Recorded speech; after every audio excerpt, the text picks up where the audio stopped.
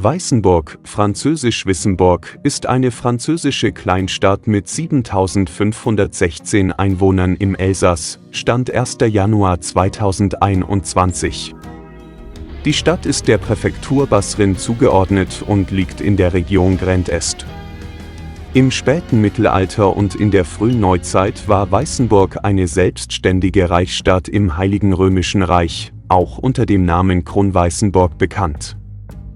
Die Stadt liegt am Fluss Lauter, der in Deutschland entspringt, an jener Stelle der deutsch-französischen Grenze, an der der Oberrheingraben in den Pfälzerwald bzw. die Nordvogesen übergeht. Auf deutscher Seite liegt ihr gegenüber die Ortsgemeinde Schweigen-Rechtenbach. Weißenburg ist nach Silsheim die zweitnördlichste Gemeinde des Departements Basrin. Die Gemeinde Weißenburg, lateinisch Weißenburgum, Sebusium, Leukopolis, entwickelte sich aus einer stetig wachsenden Ansiedlung um das im 7. Jahrhundert gegründete Kloster Weißenburg, das bald an Bedeutung gewann.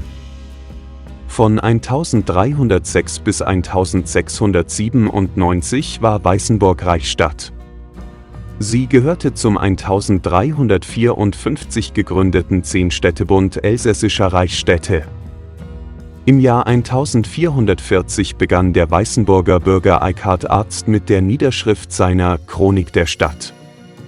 Zwischen 1480 und 1503 beschäftigte der Zwist des Klosters mit dem Burgherrn des nahen Berwartstein, Hans von Trotha, nacheinander den Kurfürsten von der Pfalz, Philipp den Aufrichtigen, den römisch-deutschen König und späteren Kaiser Maximilian I. Und sogar die Päpste Innozenz VIII. Sowie Alexander VI. Höhepunkt der Auseinandersetzung war 1485 die sogenannte Wasserfehde, als Hans von Trotha zunächst Weißenburg das Wasser entzog, indem er die Lauter aufstauen ließ, um dann den Damm einzureißen und der Stadt eine gewaltige Überschwemmung zu bescheren. 1522 wurde die Reformation durch Heinrich Motterer, den Pfarrer der Johanneskirche, und Martin Bucer eingeführt.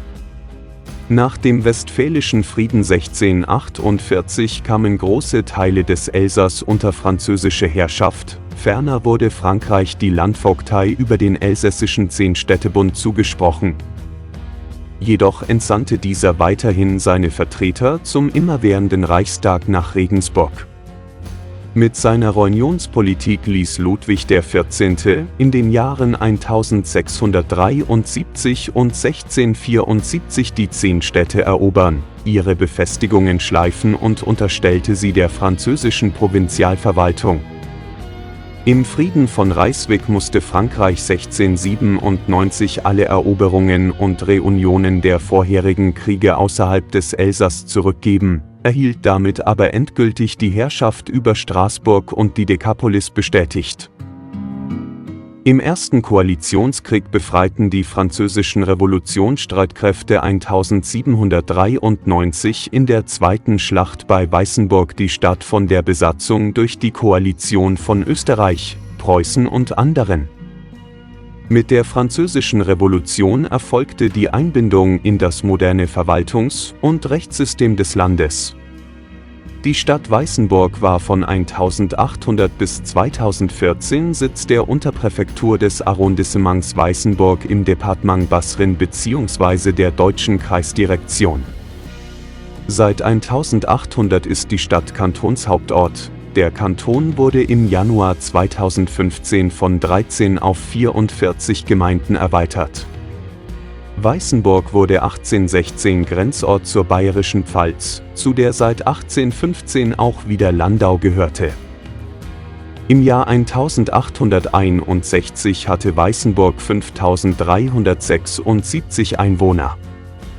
Am 4. August 1870 besiegten in der Schlacht bei Weißenburg preußische Truppen die Franzosen. 2 gepflegte Denkmäler auf dem Geißberg an der Straße Wissembourg-Rietzels erinnern an die vielen Gefallenen. Bürger aus Weißenburg kämpften als Soldaten auf französischer Seite.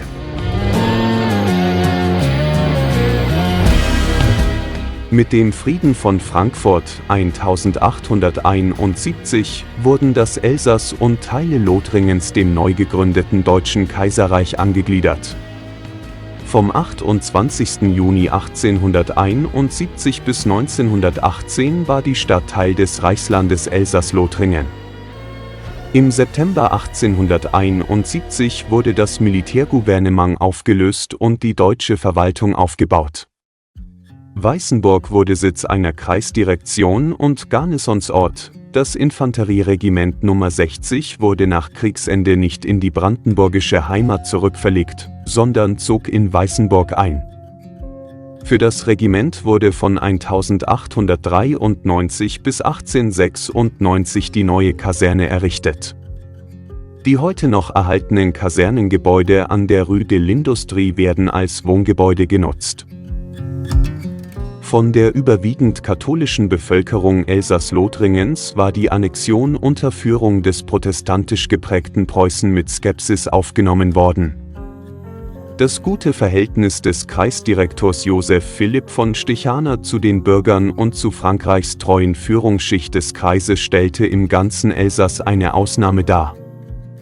Ende 1886 wurde Stichaner zum Bezirkspräsidenten in Straßburg ernannt.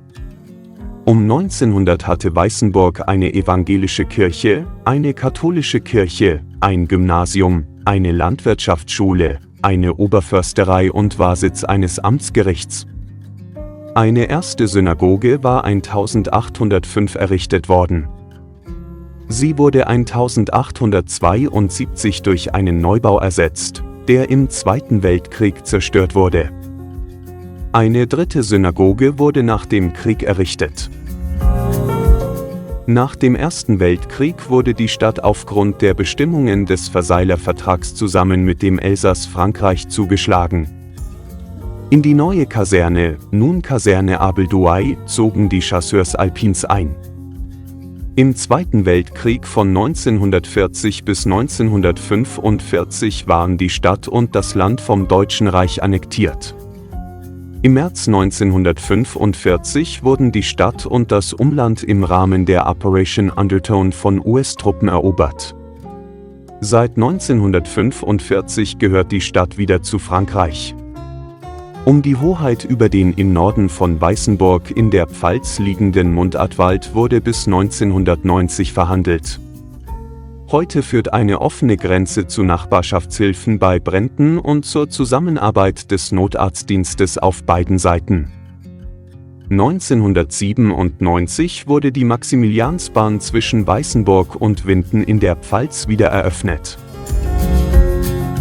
Sehenswürdigkeiten in Weißenburg. Weißenburgs Altstadt ist noch teilweise von Resten der alten Stadtbefestigung umschlossen. Sie ist nördlicher Ausgangspunkt der Romanischen Straße, die im Elsass durch Orte mit Baudenkmälern der Romanik führt. Hier ist es die Pfarrkirche aus dem 12. Jahrhundert sowie Teile der Kirche Saints-Pierre et Paul, St. Peter und Paul, der ehemaligen Abteikirche des Klosters Weißenburg. Sie ist eine der größten Kirchen des Basrin außerhalb von Straßburg. Das vorwiegend gotische Gebäude weist noch wenige romanische Bauteile des Vorgängerbaus aus dem 11. Jahrhundert auf, darunter den Glockenturm mit einer Bauinschrift des Abtes Samuel und ein heute als Kapelle genutzter Raum, der Kapitelsaal der romanischen Anlage. Im Innern der Kirche St. Peter und Paul sind Glasfenster und Wandmalereien aus dem 14. und 15. Jahrhundert erhalten, unter anderem eine 11 Meter hohe Darstellung des heiligen Christophorus, sowie die Orgel von 1766 mit einem der prachtvollsten Gehäuse im Elsass.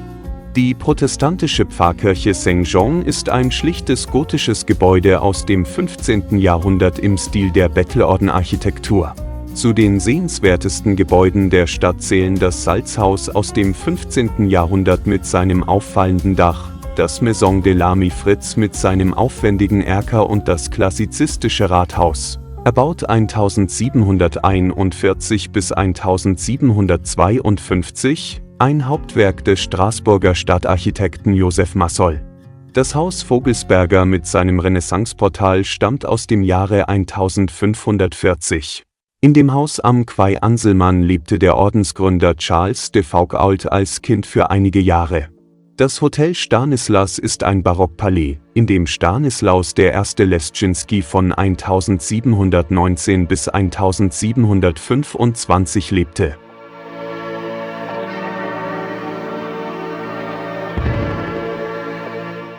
Die erhaltenen Stadtbefestigungen in Weißenburg umfassen die Zeit vom 13. Jahrhundert bis zum 20. Jahrhundert. Die ursprüngliche Stadtmauer wurde im 13. Jahrhundert gebaut, ab 1262 und 1293. Nach dem Aufkommen leistungsfähiger Kanonen im 18. Jahrhundert waren die Steinmauern überholt und wurden ab 1746 durch Erdwälle ersetzt, aber nur im nordöstlichen Teil. Dabei wurde die alte Stadtmauer als Kern genutzt und vor dem Wall zusätzlich ein Graben, der geflutet werden konnte, angelegt. Die Schleuse ist noch neben dem Maison de l'Ami Fritz erhalten. Diese Verteidigungslinie hat sich am 4. August 1870 in der Schlacht bei Weißenburg bewährt, als es den bayerischen Truppen nicht gelang, sie zu überwinden. Die restliche Stadtmauer blieb erhalten, wegen Geldmangel und auch weil man sich jetzt hauptsächlich gegen Deutschland schützte. Der Pulverturm aus dem 13. Jahrhundert am östlichen Ende der Erdwälle wurde in die Maginot-Linie in den 1930er Jahren einbezogen. Im Erdgeschoss wurde ein Bunker eingebaut, die Schießscharten im Obergeschoss wurden mit Beton verstärkt und Maschinengewehre installiert. Im Musée Westerkemp werden archäologische Funde aus der Gegend, mittelalterliche Kunstwerke sowie Dokumente zur Stadtgeschichte und Heimatkunde ausgestellt. Es geht zurück auf die private Sammlung des Kreisdirektors Josef Philipp von Stechana und den Sammlungen des Altertumsvereins von 1904. Der Notar Paul Westerkemp stiftete im Jahre 1909 10.000 Mark, um historische Gebäude in der Altstadt zu kaufen und zu renovieren. Das Museum wurde 1912 eröffnet. 2002 musste das Museum wegen Baufälligkeit geschlossen werden, die Sammlungen wurden eingelagert.